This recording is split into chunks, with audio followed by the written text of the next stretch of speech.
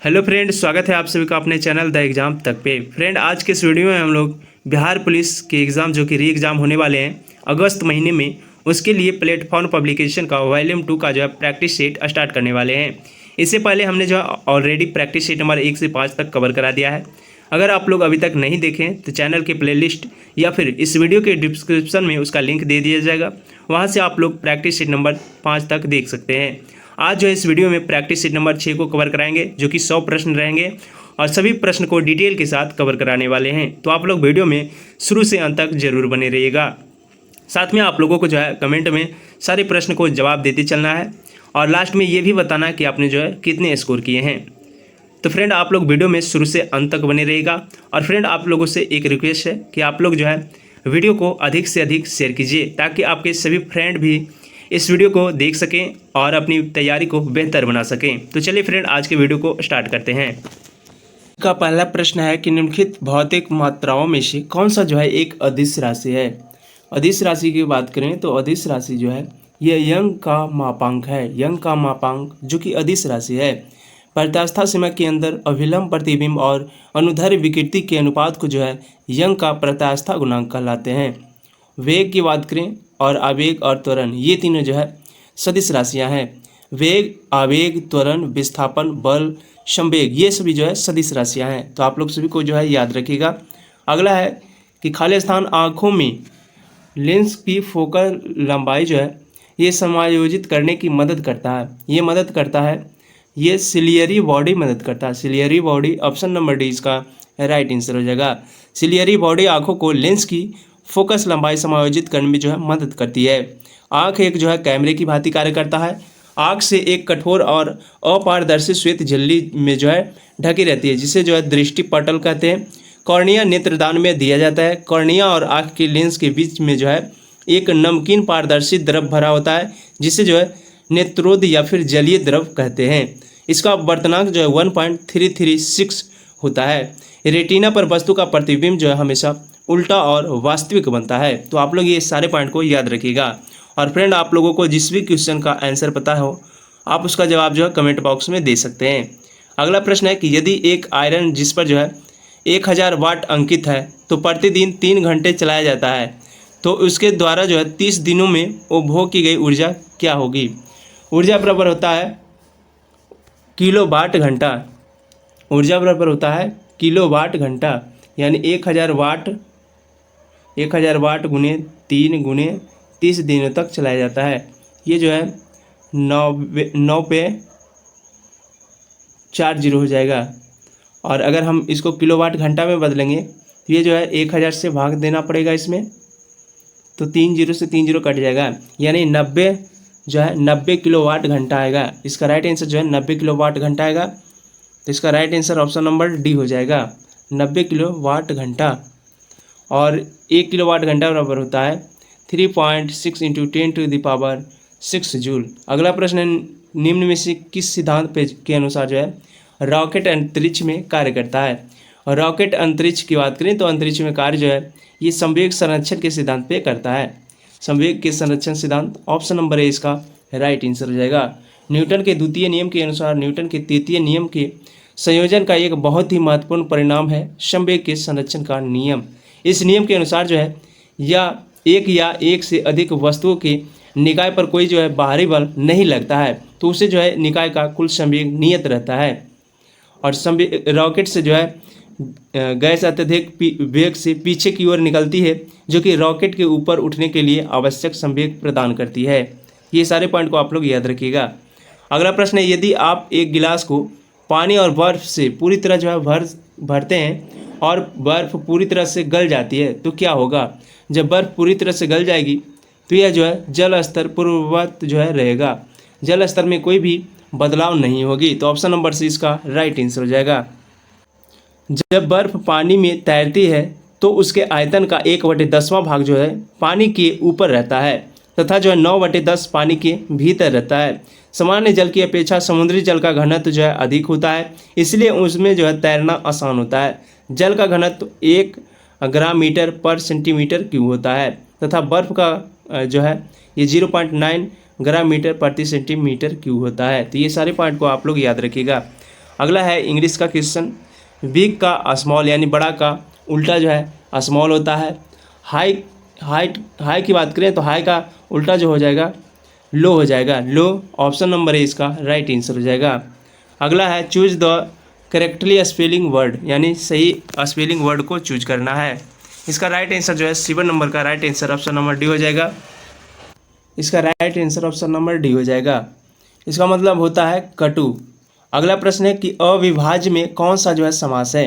अविभाज्य की बात करें तो अविभाज्य में जो है बहुब्रीहि समास है, बहुब्रीहि ऑप्शन नंबर ए इसका राइट आंसर हो जाएगा। समास का वह रूप जिसमें जो है दो पद मिलाकर तीसरा पद का निर्माण करते हैं, यह जो है तीसरा पद प्रधान होता है, इसे बहुब्रीहि समास कहलाता है। अगला है कि मैं रोटी खाता हूँ, इस वाक्य में जो है वाच्य में है। मैं रोटी खाता हूँ इसमें बात करें तो ये जो है कार्तीय वाच्य है, कार्तीय ऑप्शन नंबर ए इसका राइट आंसर हो जाएगा। होश शब्द का प्रयोग सदैव होता है। होश की बात करें तो होश शब्द का प्रयोग जो है हमेशा बहुवचन में होता है, बहुवचन ऑप्शन नंबर बी इसका राइट आंसर हो जाएगा। अगला प्रश्न है कि निम्नलिखित का IUPAC नाम है। CH2 double bond CH single bond CH2 single bond CH2 C triple bond CH। इसकी बात करें तो इसकी IUPAC नाम जो हो जाएगा, इसका IUPAC नाम जो हो जाएगा 1 हेक्सिन 5 आइन, तो ऑप्शन नंबर बी इसका राइट आंसर हो जाएगा। और एल्केन का सूत्र पूछिए तो एल्केन का सूत्र होता है CnH2n+2। एल्कीन का सूत्र CnH2n और एल्काइन का सूत्र जो कि CnH2n-2 होता है। अगला प्रश्न है कि निम्न में से कौन सी दवा जो है पीड़ाहारी है। पीड़ाहारी की बात करें तो पीड़ाहारी दवा जो है ये नोबल जीन है, नोबल जीन ऑप्शन नंबर सी इसका राइट आंसर हो जाएगा। एंटीबायोटिक जीवाणुओं के विरुद्ध जो है ये कार्य करता है। पेनिसिलिन का निर्माण जो है अलेक्जेंडर फ्लेमिंग के द्वारा किया गया और स्ट्रेप्टोमाइसिन का निर्माण जो है वाक्समैन के द्वारा किया गया है। अगला प्रश्न है कि निम्नलिखित में से कौन जो है पॉलिएस्टर बहुलक के रूप में वर्गीकृत किया जाता है। पॉलिएस्टर बहुलक की बात करें इसमें जो वर्गीकृत किया जाता है ये टेरिलीन को किया जाता है, टेरिलीन ऑप्शन नंबर है इसका राइट आंसर हो जाएगा। पॉलिएस्टर एक जो है द्विक्षारकीय अम्ल एवं जो है ये डायोल का सघन बहुलक है। टेरिलीन एथिलीन ग्लाइकॉन एवं जो है ये टेरिपेथिलिक अम्ल का बहुलक है। पॉलीथीन जो कि एथीन का बहुलक है और मेलेमाइन से जो है क्रॉकरी बनाए जाते हैं। अगला प्रश्न है कि निम्नलिखित में से कौन सा जो है रासायनिक समीकरण संतुलित है। संतुलित की बात करें तो 2Mg + O2 ये जो है 2MgO ये संतुलित है, तो ऑप्शन नंबर डी इसका राइट आंसर हो जाएगा। अगला प्रश्न है कि कॉलम 1 दी गई इसमें जो है स्पीसीज को कॉलम 2 के लिए जो है इलेक्ट्रॉनिक विन्यास से सुमेलित करना है। कॉलम 1 को कॉलम 2 से मिलाना है। क्रोमियम की बात करें तो ए का हो जाएगा 4, बी की बात करें तो बी का हो जाएगा 3, सी की बात करें तो सी का हो जाएगा 1 और डी का जो हो जाएगा ये 2 हो जाएगा। इसका राइट आंसर जो है ऑप्शन नंबर ए हो जाएगा, ऑप्शन नंबर ए इसका राइट आंसर हो जाएगा। अगला प्रश्न है निम्नलिखित में से कौन सा जो है बहुलक नहीं है। बहुलक की बात करें तो बहुलक है प्रोटीन, स्टार्च और रुई, ये सभी जो है बहुलक है, परंतु घी जो है ये बहुलक नहीं है। घी की बात करें तो घी जो है ये वसा है, इसमें जो है विटामिन ए, विटामिन डी और विटामिन ई पाए जाते हैं। बहुलक एक रासायनिक यौगिक है जिसके जो है अणु पुनरावृत्ति संरचना इकाइयों के साथ जो है एकजुट रहते हैं, जैसे कि नायलॉन, पॉलीस्टाइरीन, पॉलीइथाइलिन ये सभी जो है बहुलक हैं। प्रोटीन 20 प्रकार के अमीनो अम्ल से बनता है, इसकी खोज जो है बर्जीलियस के द्वारा किया गया है। अगला प्रश्न है कि कौन सा सुमेलित है। पहला है गलैक्टोज। गलैक्टोज की बात करें, गलैक्टोज जो है ये मोनोसैकेराइड विकल्प से सुमेलित है, तो ऑप्शन नंबर ए इसका राइट आंसर हो जाएगा। अगला है कि इथेन जिनका आणविक सूत्र जो है C2H6 है ये इसके पास है। इथेन की बात करें, इथेन के पास जो है 7 सहसंयोजक बंध है, 7, तो ऑप्शन नंबर डी इसका राइट आंसर हो जाएगा। इसके पास जो है 7 सहसंयोजक बंधन है। अगला कि कैल्शियम कार्बाइड में 2 अणु परमाणुओं के बीच जो है कितने प्रकार के बंध बनाते हैं। ये जो बनाते हैं ये 1 सिग्मा और 2 पाई बंध बनाते हैं, तो ऑप्शन बी इसका राइट आंसर हो जाएगा। अगला प्रश्न है कि प्रकाश ग्राही कोशिका जो कि शलाका तथा शंकु उपस्थित होती है, इसमें जो है रेटिना में ये उपस्थित होती है, रेटिना ऑप्शन नंबर से इसका राइट आंसर हो जाएगा। शलाकाएँ कम रोशनी में जो है देखने में सक्षम होते हैं और यह जो है रात्रि दृष्टि प्रदान करते हैं। मानव आँख में कचाप द्रव लेंस और दृष्टिपटल के बीच जो है ये मौजूद होते हैं। दृष्टिपटल के अंदर जो है बाहर तक यांत्रिक कोशिकाओं की 3 परतें होती है, गुच्छिका कोशिकाएं, ध्रुवीय कोशिकाएं और प्रकाशग्राही कोशिकाएं। आइरिस जो कि रेटिना में प्रवेश करने वाली प्रकाश की मात्रा को जो है ये नियंत्रित करता है। अगला प्रश्न है कि निम्नलिखित में से कौन सा जो पौधे हैं ये छोटी इलायची प्राप्त की जाती है। छोटी इलायची की बात करें तो ये जो है एलेटेरिया कार्डामोमम के पौधे से जो है प्राप्त किए जाते हैं। तो इसका राइट आंसर जो है ऑप्शन नंबर सी हो जाएगा, एलेटेरिया कार्डामोमम। यह जो है जिंजाइवेरेसी का कुछ जो है पौधा है। यह इस पौधे के छोटे छोटे फलों के छिलके से जो है छिपे बीजों से प्राप्त किए जाते हैं। इसमें जो है तीव्र खुशबू और स्वाद होता है। यह जो है मसालों की रानी के रूप में भी जाना जाता है। अगला प्रश्न है विटामिन के बारे में कौन सा तथ्य जो है सही नहीं है। सही की बात करें तो इसमें जो है इसका नामांकन फंग ने किया है, ये बात जो है सही है। और ये जीवन के लिए महत्वपूर्ण है, ये भी सही है। इसकी कमी से जो है रोग उत्पन्न होती है, ये भी सही है। लेकिन ये जो है पाचन में सहायक है, इसका जो है ये राइट नहीं है। विटामिन जो है पाचन में सहायक नहीं होता है। अगला प्रश्न है कि नीचे लिखे गए कवकों में से कौन सा जो है खाने के लिए उपयुक्त है। खाने की बात करें तो खाने के लिए जो है ये मोरकेला एस्क्यूलेटा जो है ये खाने के लिए उपयुक्त है। अगला प्रश्न है कि संचरणीय रोग का मुख्य कारक है। संचरणीय रोग का मुख्य कारक की बात करें तो इसका मुख्य कारक जो है ये है घरेलू मक्खी। ऑप्शन नंबर डी इसका राइट आंसर हो जाएगा। मलेरिया जो कि मादा एनफिलीज मच्छर से होता है। पित्त ज्वर जो कि मादा एंडीज मच्छर से होता है। हैजा जो कि घरेलू मक्खी से होता है। टाइफाइड जो कि पेडिकुलस से होता है। और सुर्रा रोग जो कि टेबेनस मक्खी से होता है। फाइलेरिया जो कि मादा एक्युलेक्स मच्छर से होता है। और चागास रोग जो कि खटमल से होता है। कालाजार बालू बोले तो ये जो है मक्खी से होता है। तो ये सारे पॉइंट को आप लोग याद रखिएगा। अगला है कि डिहाइड्रेशन से प्राप्त किस पदार्थ की कमी होती है। डिहाइड्रेशन से प्राय जो है किस पदार्थ की कमी होती है, तो ये जो है सोडियम क्लोराइड की कमी होती है। सोडियम क्लोराइड ऑप्शन नंबर 20 का राइट आंसर हो जाएगा। डिहाइड्रेशन को जो है निर्जलीकरण कहते हैं। निर्जलीकरण तब होता है जब शरीर में पर्याप्त मात्रा में पानी और तरल पदार्थों की जो है कमी हो जाती है। इससे जो है निर्जलीकरण कहलाता है। और निर्जलीकरण के कारण निम्न होते हैं। अधिक पसीना निकलने का कारण, अत्यधिक व्यायाम करने से, बुखार, उल्टी, दस्त, ये सब से जो है निर्जलीकरण होता है। अगला प्रश्न है कि लाइपेज का स्त्रावन होता है। लाइपेज के स्त्रावन की बात करें तो लाइपेज का स्त्रावन जो है ये अमाशय, अग्नाशय, ग्रहणी से होता है। तो ऑप्शन नंबर सी इसका राइट आंसर हो जाएगा, अमाशय, अग्नाशय और ग्रहणी।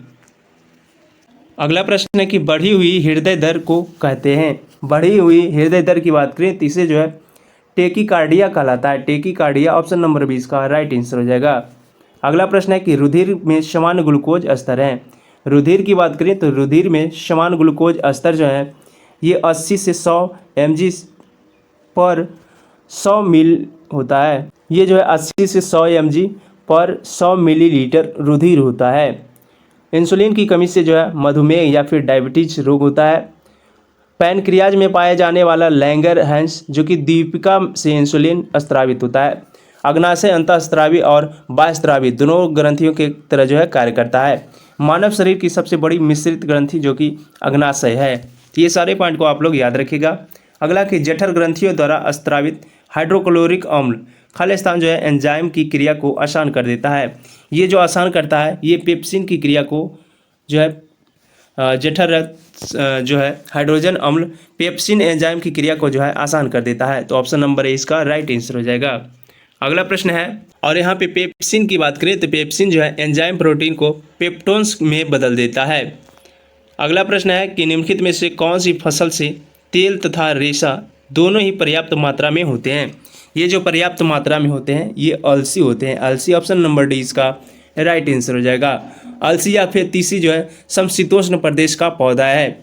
इसके रेशे में मोटे कपड़े, डोरी, रस्सी, टाट भी बनाए जाते हैं। अलसी के बीज से जो है तेल निकाला जाता है।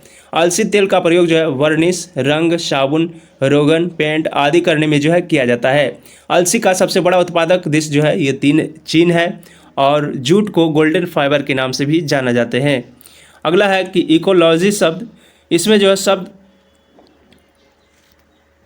इस शब्द में जो है ओइकोलॉजी से बना है। ओइकोलॉजी की बात करें तो ये जो शब्द है ये यूनानी शब्द ओइकोलॉजी से बना है। यूनानी ऑप्शन नंबर ए इसका राइट आंसर हो जाएगा। सर्वप्रथम जो है अर्नेस्ट हाइकल नामक प्राणी विज्ञान शास्त्री जो कि 1866 में इकोलॉजी शब्द का प्रयोग जो है ओइकोलॉजी के रूप में किया था। इसके अनुसार जो है वातावरण और जीव समुदाय के पारस्परिक संबंधों के अध्ययन को पारिस्थितिक तंत्र कहते हैं। तो ये सारे पॉइंट को आप लोग याद रखिएगा। पर्यावरण शिक्षा केंद्र जो कि अहमदाबाद में स्थित है। सीपीआर पर्यावरण शिक्षा केंद्र जो कि चेन्नई में स्थित है। खनन पर्यावरण केंद्र धनबाद में स्थित है। और सलीम अली पक्षी विज्ञान एवं सांस्कृतिक विज्ञान केंद्र जो कि कोयम्बटूर में स्थित है। अगला प्रश्न है कि किसी दी गई भिन्न से कितनी समतुल्य भिन्नें बनाई जा सकती है। इससे जो है इससे अनंत जो है समतुल्य भिन्न बनाई जा सकती है। अनंत ऑप्शन नंबर सी इसका राइट आंसर हो जाएगा। अगला प्रश्न है मैथ का, ये है कि भिन्न में सबसे छोटी भिन्न कौन सी है। इसमें सबसे छोटी भिन्न की बात करें तो सबसे छोटी भिन्न जो है ये ऑप्शन नंबर ए हो जाएगा। ऑप्शन नंबर ए जो है सबसे छोटी भिन्न हो जाएगा। 3/9 बराबर होता है 0.33। 8/14 बराबर 0.57 होता है। और 5/8 बराबर 0.625 होता है। 4/9 बराबर 0.44 होता है। सबसे छोटा पूछे तो सबसे छोटा जो है इसमें से ये 0.33 हो जाएगा जो कि 3/9 हो जाएगा। अगला प्रश्न है कि किसी राशि पर 12% प्रतिशत वर्ष से 2 वर्ष के लिए चक्रवृद्धि ब्याज जो है 6800 रुपया होगा। 6800 रुपया जो होगा चक्रवृद्धि ब्याज 2 वर्ष के लिए 12.5% की दर से, तो हम लोग इसका जो है राशि निकालना है यानी मूलधन निकालना है। 12.5% को हम सब 12.5% है, इससे जो है इसे हम लोग 1/8 के रूप में लिख सकते हैं। 12.5 को ये जो है 9 हो जाएगा, यानी पहले से 8 था और ये जो है 9 हो गया। यानी अगर इसका हम स्क्वायर करेंगे तो ये 64 से 81 हो रहा है। इसमें वृद्धि कितना का हो रहा है तो ये जो है 17 का वृद्धि हो रहा है और यहाँ पे जो है 6800 का वृद्धि हो रहा है। अगर हम लोग इसमें 17 का वृद्धि बराबर 6800 यानी जो है 17 चौक 68 400 का हो रहा है। तो इसका जो है मूलधन के लिए 64 से गुना करेंगे। 64 गुने 400 बराबर इसका राइट आंसर जो है ये आ जाएगा 25,600। तो इसका राइट आंसर जो है ऑप्शन नंबर डी हो जाएगा 25,600। आप लोग कॉपी पे डिटेल से बना लीजिएगा। अगला प्रश्न है कि एक घनाकार बॉक्स का 4 दीवारों का क्षेत्रफल जो है ये 36 सेंटीमीटर स्क्वायर है, तो इसकी भुजा की माप क्या होगी। घनाकार जो है इसका क्षेत्रफल होता है, घनाभ का क्षेत्रफल 4 गुने भुजा स्क्वायर यानी ए स्क्वायर 4a स्क्वायर बराबर 36। 4 से काटेंगे तो 9। ए बराबर आ जाएगा 3 सेंटीमीटर, यानी इसका राइट आंसर जो है ऑप्शन नंबर बी हो जाएगा 3 सेंटीमीटर। अगला प्रश्न है निम्नलिखित में से किसने जो है भारतीय होम रूल लीग की स्थापना की थी। भारतीय होम रूल लीग की स्थापना की बात करें, ये जो स्थापना ये बाल गंगाधर तिलक जी के द्वारा किया गया था। तो ऑप्शन डी इसका राइट आंसर हो जाएगा। 28 अप्रैल 1916 को पुणे में जो है भारतीय होम रूल लीग की स्थापना जो कि बाल गंगाधर तिलक के द्वारा किया गया था। सर्वप्रथम जो है आयरलैंड के नेता रेडमॉन्ड के नेतृत्व में जो है होम रूल लीग की स्थापना की गई थी। बाल गंगाधर तिलक ने 28 अप्रैल 1916 ईस्वी को महाराष्ट्र होम रूल लीग की स्थापना भी की थी। एनी बेसेंट द्वारा जो है मद्रास में सितंबर 1916 में Akhil Bharatiya home rule league की स्थापना की गई थी। तो ये सारे पॉइंट को आप लोग याद रखिएगा। अगला है कि विषुवतीय रेखा क्षेत्र में सघन वन लाभदायक है। ये जो सघन वन लाभदायक है ये विषुवतीय रेखा क्षेत्र में ये जो है इमारती लकड़ी के लिए प्रसिद्ध है। तो इमारती लकड़ी ऑप्शन नंबर डी इसका राइट आंसर हो जाएगा। अगला है कि हो चिन मिन का शाब्दिक अर्थ क्या है। हो चिन मिन की बात करें, हो चिन मिन का शाब्दिक अर्थ जो है ये पथ प्रदर्शक है। पथ प्रदर्शक ऑप्शन सी इसका राइट आंसर हो जाएगा। हो चिन मिन शब्द का अर्थ जो है ये पथ प्रदर्शक है। द्वितीय विश्व युद्ध में जापान के आत्मसमर्पण के बाद जो है हो ची मिन ने जो है सन 1945 ईस्वी में वियतनाम लोकतांत्रिक गणराज्य की स्थापना की एवं जो है इनके अध्यक्ष बने।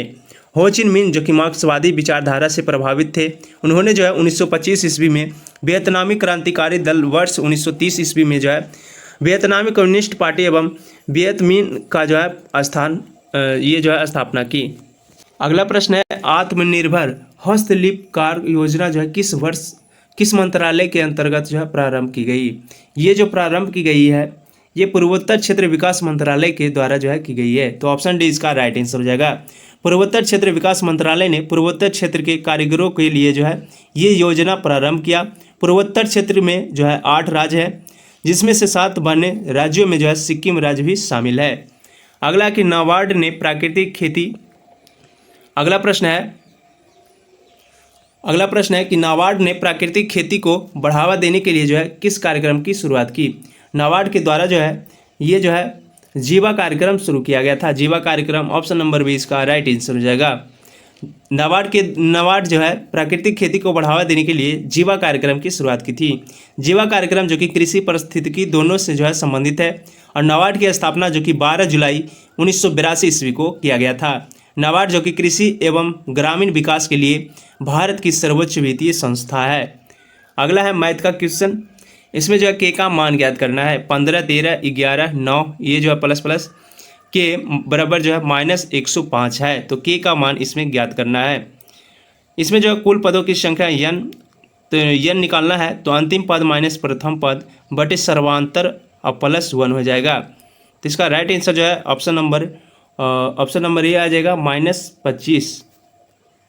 अगला प्रश्न है कि भारतीय महासागर में सबसे छोटा द्वीप देश कौन सा है? भारतीय महासागर की बात करें तो इसमें जो है सबसे छोटा द्वीप देश ये जो है मालदीव है। मालदीव ऑप्शन नंबर डी इसका राइट आंसर हो जाएगा। यह जो भारत के मिनिकॉय द्वीप से 8 डिग्री चैनल के द्वारा जो है अलग होता है। मालदीव की राजधानी जो कि माले है। यह जो जनसंख्या एवं भू क्षेत्र की दृष्टि से एशिया का सबसे छोटा देश है। मालदीव को 1965 में ब्रिटेन से जो है आज़ादी मिला और 1968 ईस्वी में गणतंत्र घोषित किया गया। 1988 में ईस्वी में जो है भारतीय सेना का विदेशी धरती सैन्य कार्रवाई जो है ऑपरेशन फैक्ट था। अगला प्रश्न है कि land of the golden pagoda किसे कहा जाता है? Land of the golden pagoda की बात करें ये जो है म्यांमार को कहा जाता है। म्यांमार ऑप्शन नंबर ए इसका राइट आंसर हो जाएगा। कीवी का देश न्यूजीलैंड को कहा जाता है। ड्रैगन का देश जो कि चीन को कहा जाता है। कंगारू का देश ऑस्ट्रेलिया को कहा जाता है। प्यासी भूमि जो कि ऑस्ट्रेलिया को कहा जाता है। प्ले ग्राउंड ऑफ एशिया जो कि बेल्जियम को कहा जाता है। काला महादेश अफ्रीका को कहा जाता है और भारत का बोस्टन अहमदाबाद को कहा जाता है। तो ये सारे पॉइंट को आप लोग याद रखिएगा। और फ्रेंड अगर वीडियो आप लोगों को अच्छी लगी तो वीडियो को लाइक कर दीजिएगा। अगला प्रश्न है 3 प्रमुख बौद्ध स्थल जो कि रत्नगिरी, ललितागिरी और उदयगिरी इनमें से जो है किस राज्य में स्थित है? ये तीनों उड़ीसा राज्य में स्थित है। उड़ीसा ऑप्शन नंबर डी इसका राइट आंसर हो जाएगा। बिहार के प्रसिद्ध बौद्ध जो है स्थल ये बोध गया में स्थित है। उत्तर प्रदेश में सारनाथ में कुशीनगर और श्रावस्ती प्रमुख जो है बौद्ध स्थल है। बौद्ध धर्म के प्रवर्तक जो कि महात्मा बुद्ध को जाना जाता है और बुद्ध के बचपन का नाम सिद्धार्थ था। अगला प्रश्न है कि गोल्डन गर्ल पुस्तक के लेखक कौन है? गोल्डन गर्ल्स पुस्तक के लेखक की बात करें तो ये पुस्तक के लेखक जो है पीटी उषा है। पीटी उषा ऑप्शन नंबर 20 का राइट आंसर हो जाएगा। सचिन तेंदुलकर को मास्टर ब्लास्टर कहा जाता है। द बॉल जो कि मिस्टर डिपेंडेबल उपनाम से राहुल द्रविड़ को जाना जाता है। द टर्नवेटर भज्जी उपनाम से जो है हरभजन सिंह को जाना जाता है। सुनील गावस्कर प्रसिद्ध भारतीय क्रिकेटर हैं जिन्हें जो है लिटिल मास्टर के नाम से जाना जाता है। पीटी उषा को उड़न परी नाम से जाना जाता है। तो ये सारे पॉइंट को आप लोग याद रखिएगा। अगला है कि माराडोना एक प्रसिद्ध खिलाड़ी जो कि किस देश के साथ जुड़ा हुआ है? माराडोना की बात करें माराडोना जो है ये फुटबॉल से जुड़े हुए हैं। फुटबॉल ऑप्शन नंबर सी इसका राइट आंसर हो जाएगा। माराडोना जो कि अर्जेंटीना के फुटबॉलर है और इनका निधन जो है वर्ष 2020 में हो गया है। फुटबॉल विश्व कप का सर्वाधिक लोकप्रिय खेल है। फुटबॉल, क्रिकेट तथा हॉकी में प्रत्येक पक्ष में जो है 11 खिलाड़ी होते हैं। फुटबॉल जो कि ब्राज़ील का राष्ट्रीय खेल है। हॉकी पाकिस्तान और भारत का राष्ट्रीय खेल है। और स्कॉटलैंड का राष्ट्रीय खेल जो कि गोल्फ है। अगला कि तराइन के प्रथम युद्ध में जो है निम्नलिखित में से किसको पृथ्वीराज तृतीय जो है हराया था? पृथ्वीराज तृतीय की बात करें ये जो है मोहम्मद गौरी को पराजित किया था। मोहम्मद गौरी ऑप्शन नंबर है इसका राइट आंसर हो जाएगा। और तराइन का प्रथम युद्ध जो कि 1191 में हुआ था। तराइन का द्वितीय युद्ध जो कि 1192 में हुआ था। इस युद्ध में मोहम्मद गौरी ने पृथ्वीराज को हराया था। 1215 ईस्वी में इल्तुतमिश ने तराइन के तृतीय युद्ध में इल्दौज को पराजित किया था। तो ये सारे पॉइंट आप लोग याद रखिएगा। अगला है कि आगरा शहर की स्थापना की थी। आगरा शहर की स्थापना की बात करें तो ये जो है सिकंदर लोदी के द्वारा किया गया था। Sikandar Lodi option number D इसका राइट आंसर हो जाएगा। सिकंदर लोदी ने 1504 में जो है आगरा नामक नगर का निर्माण कर 1506 ईस्वी में अपनी जो है राजधानी बनाया था। सिकंदर शाह लोदी आगरा को अपनी राजधानी बनाने वाला पहला शासक था। सिकंदर शाह लोदी को हम जो है गुलरुखी के नाम से भी जानते हैं। इन्होंने जो है माप का एक पैमाना चलाया जिसका नाम था गज ए सिकंदर। अगला है निम्नलिखित में से किसे जो है ड्यूस के उपनाम से संबोधित किया जाता है। ड्यूस की बात करें, ड्यूस के नाम से जो है ये मुसोलिनी को जाना जाता है। मुसोलिनी ऑप्शन नंबर डी इसका राइट आंसर हो जाएगा। इन्हें जो है फासिज्म का जन्मदाता भी कहा जाता है। इनके दल का नाम जो है फासिस्टवाद था, जिसकी स्थापना जो है मिलान शहर में की गई थी। हिटलर का उपनाम जो कि फ्यूहरर है और नेपोलियन का उपनाम जो कि द लिटिल कॉरपोरल है। लॉ चांसलर जो कि आयरन मैन के नाम से बिस्मार्क को जाना जाता है।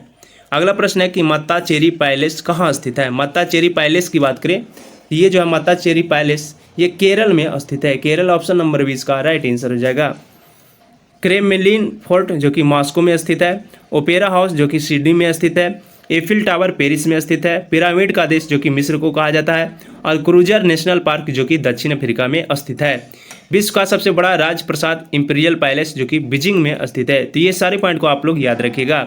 अगला कि सौरमंडल का सबसे चमकीला ग्रह कौन सा है। सौरमंडल के सबसे चमकीला ग्रह की बात करें तो शुक्र जो है सौरमंडल का सबसे चमकीला ग्रह है।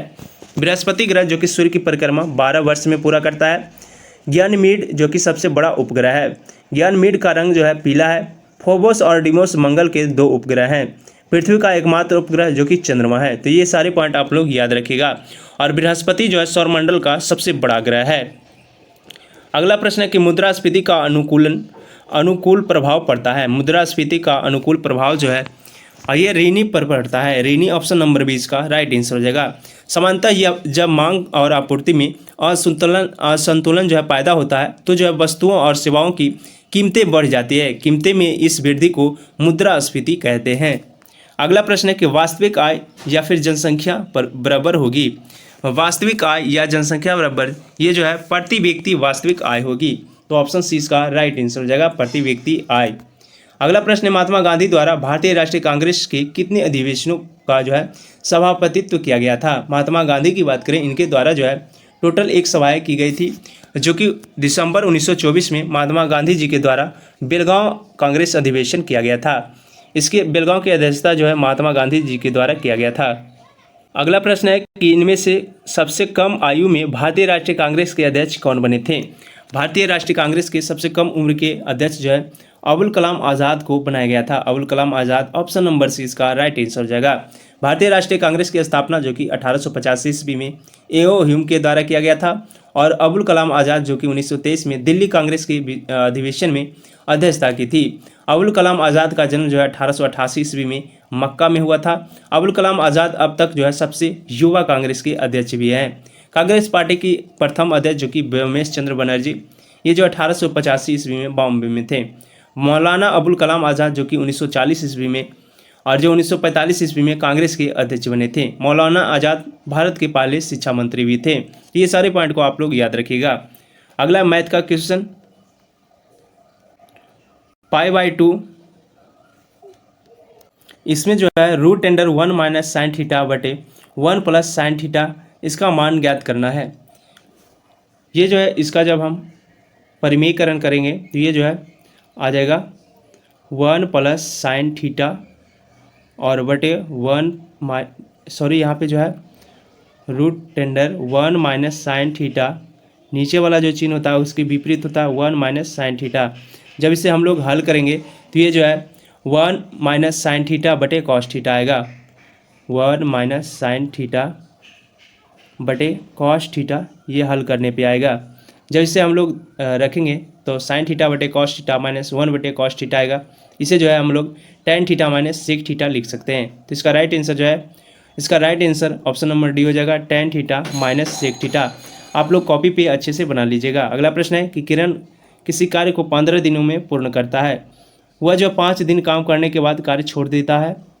यदि ये 15 दिन में पूरा कार्य करता है और 5 दिन काम करने के बाद छोड़ देता है। वेंकट अगले शेष कार्य को 30 दिनों में पूरा करता है। यानी 5 दिन ये कर लेता है और 10 दिन का कार्य बाकी रहता है। तो 10 दिन का कार्य जो है वेंकट के द्वारा ये 30 दिनों में किया जाता है। इसका रेशियो जो है क्षमता ये 3:1 में आ जाएगा। दोनों का क्षमता जो है 3:1 में है। ये 3 से जो है 15 दिनों में टोटल कार्य को पूरा करता है किरण। तो जो है अकेले वेंकटेश जो कि 1 से कितने दिनों में करेगा, तो ये जो है 45 दिनों में करेगा। 45 ऑप्शन नंबर सी इसका राइट आंसर हो जाएगा। अगला निम्नलिखित में से कौन सी जो है भिन्न अशांत पूर्णावर्ती दशमलव है। अशांत पूर्णावर्ती दशमलव की बात करें तो ये जो है ये है 110/11। ऑप्शन नंबर बी इसका राइट आंसर हो जाएगा। अगला प्रश्न है कि संख्याओं में दिए गए समूह में माध्यिका और बहुलक ज्ञात करना है। माध्यिका और बहुलक, इसमें जो है टोटल संख्या 1 2 3 4 5 6 7 8 9 है। टोटल 9 संख्या है। अगर माध्यिका ज्ञात करना है तो बीच वाले को पकड़ना है। बीच वाले जो है ये 5 हो जाएगा। और बहुलक जो है सबसे अधिक बार जिसकी संख्या होती है वो जो है बहुलक कहलाता है। तो सबसे अधिक संख्या किसकी है, तो ये भी जो है 5 की संख्या सबसे अधिक बार है, 3 बार। तो इसका राइट आंसर जो है ऑप्शन नंबर डी हो जाएगा, माध्यिका 5 और बहुलक 5। अगला प्रश्न है कि अरुण और आहान के पास जो है मौजूद धनराशियों का अनुपात ये 9:5 में है। यदि अरुण अपने हिस्से से 12 आहान को दे देता है, इसका जो है अरुण और आहान के पास 9, अरुण के पास 9x है तो आहान के पास जो है 5x है। ये जो है 12 अपने दोस्तों के पास दे देता है तो इसमें जो है 12 की वृद्धि हो जाती है। तो जो है रेशियो ये 4/3 हो जाती है। अगर इसे हम लोग हल करेंगे तीछा तीछी गुना हो जाएगा। 9 तिया 27 x माइनस 36 बराबर 20x और प्लस 12 चौक 48। इसे हम लोग हल करेंगे तो इसका राइट आंसर जो है x का मान जो है ये 12 आ जाएगा। और 12 तो इसमें पूछा है अरुण के पास कितनी धनराशि थी। आरंभ में 9 थी तो 9 12 9 78 से यानी 108। ऑप्शन नंबर सी इसका राइट आंसर हो जाएगा।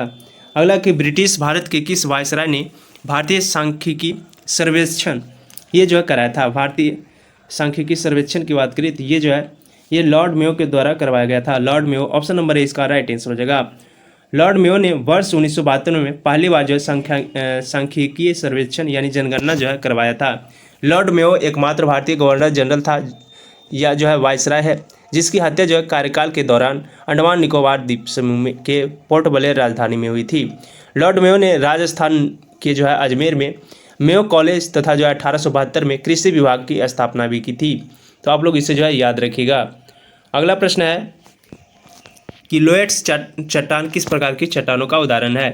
लोएट्स चट्टान की बात करें तो लोएट्स चट्टान जो है ये परतदार चट्टान के उदाहरण है। परतदार चट्टान, ऑप्शन नंबर 20 का राइट आंसर हो जाएगा।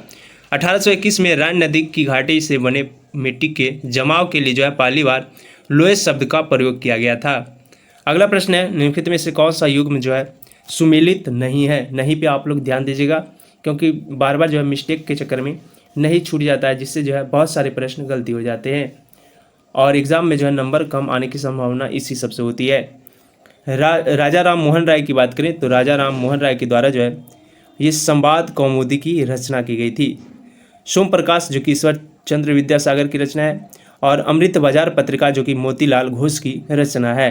सर्वेंट ऑफ इंडिया सोसाइटी की बात करें तो सर्वेंट ऑफ इंडिया सोसाइटी जो है ये जो है इसके संपादक जो कि गोपाल कृष्ण गोखले हैं। यहाँ पे एनी बेसेंट दिया हुआ है तो ऑप्शन नंबर डी ये जो है नहीं सुमेलित होगा। तो ऑप्शन नंबर डी इसका राइट आंसर हो जाएगा।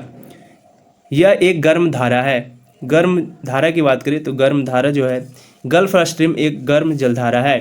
Gulf stream, option number D इसका राइट आंसर हो जाएगा।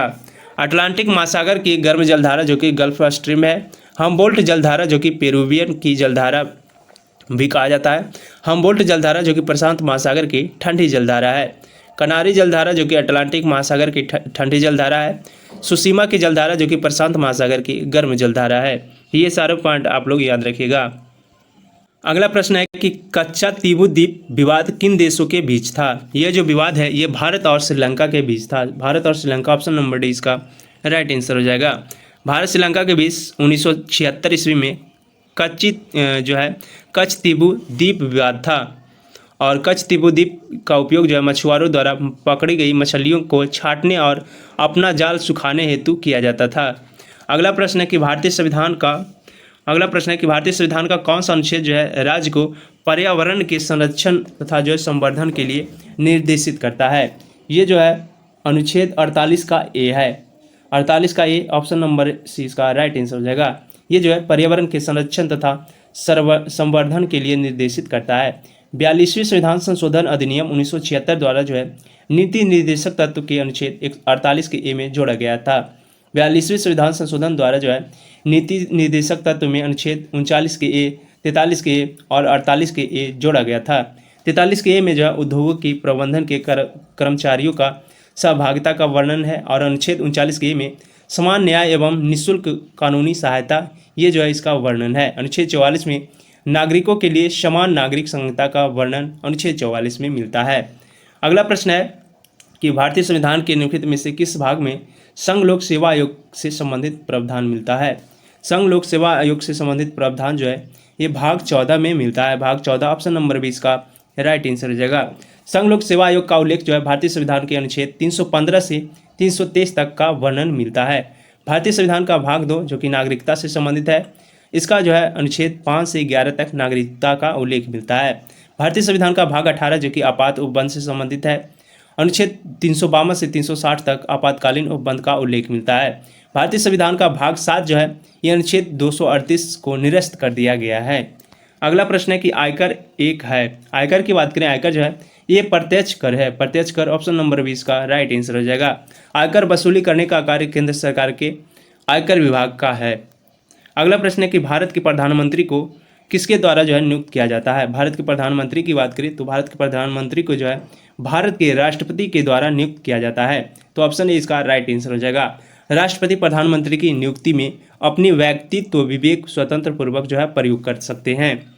अगला प्रश्न है कि कौन सा संवैधानिक संशोधन अधिनियम में ये जो है 2 या अधिक राज्यों के लिए जो है एक ही व्यक्ति को राज्यपाल के रूप में नियुक्त करने का सुविधा प्रदान है।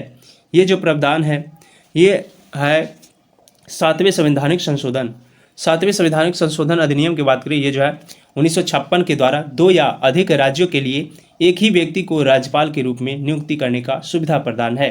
राज्यपाल राज्य का कार्यकारी प्रमुख एवं केंद्रीय सरकार की प्रतिनिधि का रूप कार्य करता है। और 8वें संवैधानिक संशोधन अधिनियम जो कि 1960 में, इसके तहत जो है अनुसूचित जाति और अनुसूचित जनजाति के आरक्षण व्यवस्था का विस्तार एवं अंग भारतीय प्रतिनिधित्व की लोकसभा एवं विधानसभा में 10 वर्षों के लिए बढ़ोतरी का प्रावधान है। 10वें संविधान संशोधन अधिनियम 1961 का संबंध जो है दादर और नगर हवेली को भारतीय संघ में जोड़ने से संबंधित है। पहला संविधान संशोधन अधिनियम जो कि 1951 में, ये जो है भूमि सुधार या फिर संपत्ति अधिग्रहण से संबंधित है। अगला प्रश्न है 73वें संविधान संशोधन अधिनियम को भारत की संसद द्वारा किस वर्ष जो है अधिनियमित किया गया था। ये जो अधिनियमित किया गया था ये 1992 में किया गया था। 73वें संविधान संशोधन अधिनियम को भारत का संसद द्वारा वर्ष 1992 में अधिनियमित किया गया था। 73वां संविधान संशोधन अधिनियम जो कि 1992 में पंचायती राज व्यवस्था से संबंधित है। 73वें संविधान संशोधन द्वारा जो है संविधान में नया खंड जो कि 9 के अनुच्छेद 243 से अनुच्छेद 243 के ओ से ओ तक जो है जोड़ा गया है। अगला प्रश्न है कि 13 दिसंबर 1946 को संविधान सभा में ऐतिहासिक उद्देश्य संकल्प को किसने रखा है। ये जो रखे हैं ये जवाहरलाल नेहरू जी के द्वारा रखा गया है। तो ऑप्शन ए इसका राइट आंसर हो जाएगा, जवाहरलाल नेहरू। उद्देश्य संकल्प यानी प्रस्तावना को 22 जनवरी 1947 को सर्वसम्मति से स्वीकार जो है किया गया। भारतीय संविधान में प्रस्तावना जो है अमेरिका के संविधान से लिया गया है। प्रस्तावना सर्वप्रथम अमेरिका के संविधान में सम्मिलित किया गया था। इसके बाद जो है अन्य देशों में अपनाया गया। केशवानंद भारती मामला 1973 में उच्चतम न्यायालय ने प्रस्तावना को संविधान का एक भाग माना है। अगला कि भारत में मुख्य निर्वाचन आयुक्त की नियुक्ति कौन करता है। भारत में मुख्य निर्वाचन आयुक्त की नियुक्ति की बात करें तो ये जो है इसकी नियुक्ति भारत के राष्ट्रपति द्वारा किया जाता है। भारत के राष्ट्रपति ऑप्शन नंबर सी इसका राइट आंसर हो जाएगा। मुख्य निर्वाचन आयुक्त और अन्य निर्वाचित आयुक्त का नियुक्ति जो है राष्ट्रपति द्वारा किया जाता है। राष्ट्रपति निर्वाचन आयोग की सलाह पर प्रादेशिक आयुक्तों की नियुक्ति करता है। मुख्य निर्वाचन आयोग के अध्यक्ष व अन्य सदस्यों का कार्यकाल जो कि 6 वर्ष या फिर 65 वर्ष की आयु तक होता है। अगला प्रश्न है कि केंद्रीय सूचना आयोग द्वारा जो है लगाया गया जुर्माना ये जो है कहाँ तक बढ़ सकता है। ये जो बढ़ सकता है ये 25,000 रुपये तक बढ़ सकता है। ऑप्शन से इसका राइट आंसर हो जाएगा। केंद्रीय सूचना आयोग की स्थापना जो कि 2005 में की गई थी। केंद्रीय सूचना आयोग केंद्र, राज्य एवं केंद्र शासित प्रदेशों के अधीन कार्यरत कार्यालयों, वित्तीय संस्थाओं जो कि सार्वजनिक क्षेत्र के उपक्रमों आदि के बारे में जो है शिकायतों एवं अपीलों की सुनवाई करता है। अगला प्रश्न है कि भारतीय संविधान के किस अनुसूची में दल बदल विरोधी कानून के प्रावधान शामिल हैं। दल बदल की बात करें, दल बदल जो है ये 10वीं अनुसूची में इसका वर्णन मिलता है। 10वीं अनुसूची, ऑप्शन नंबर ए इसका राइट आंसर हो जाएगा। 52वें संविधान संशोधन अधिनियम 1985 द्वारा जो है 10वीं अनुसूची संविधान में जोड़ा गया था। 9वीं अनुसूची जो कि भू सुधार से संबंधित है और ये जो है उन्मूलन जमींदारी भू सुधार से संबंधित है। 4थी अनुसूची राज्यों और केंद्र शासित प्रदेशों के लिए राज्यसभा की सीटों का आवंटन, इसका वर्णन मिलता है 4थी अनुसूची में। 7वीं अनुसूची में संघ सूची, राज्य सूची और समवर्ती सूची का संबंध मिलता है। संविधान में मूलतः जो 8 अनुसूचियाँ थी, वर्तमान में जो है 12 अनुसूचियाँ हैं। अगला है कि कोल्ला नालू नृत्य जो है ये प्रदर्शन निम्नलिखित में से किस राज्य के द्वारा किया जाता है। ये जो है किया जाता है प्रदर्शन, ये आंध्र प्रदेश के द्वारा किया जाता है।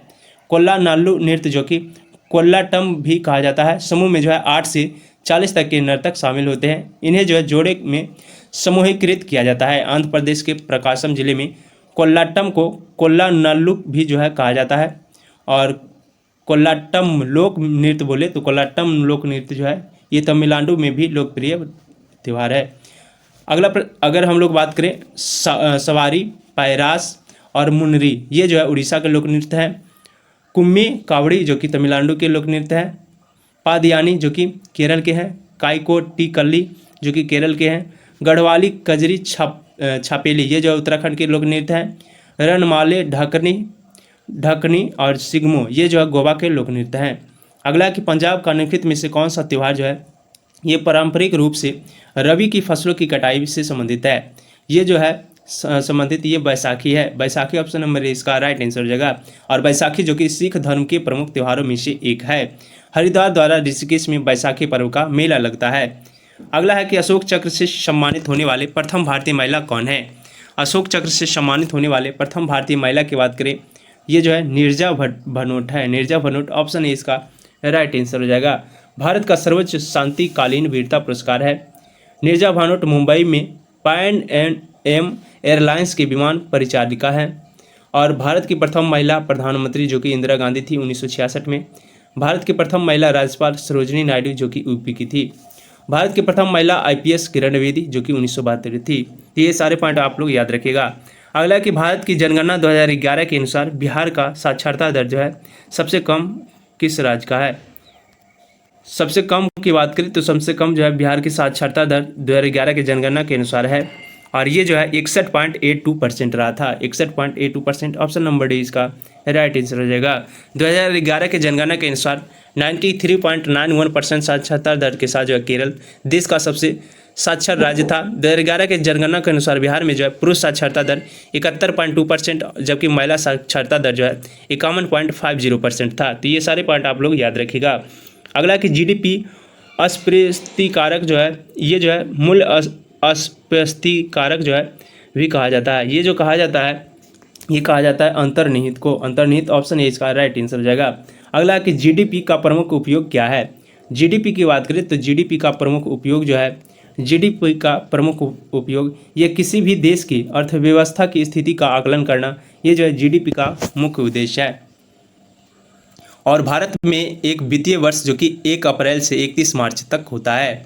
GDP होने वाला वार्षिक वित्तीय परिवर्तन ही किसी भी अर्थव्यवस्था की वृद्धि दर है।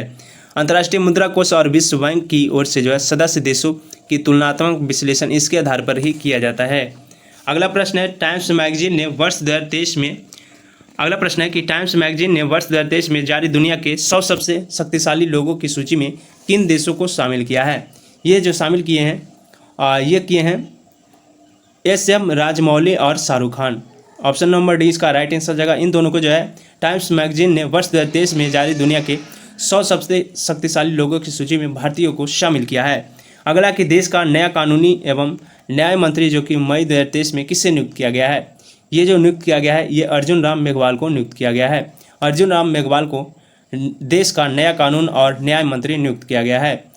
वनडे अंतर्राष्ट्रीय क्रिकेट में 15 शतक पूरे करने का वाले जो है तीसरे सबसे तेज क्रिकेटर कौन बने हैं। तीसरे सबसे तेज क्रिकेटर जो बने हैं ये साई होप बने। साई होप ऑप्शन नंबर 20 का राइट आंसर हो जाएगा।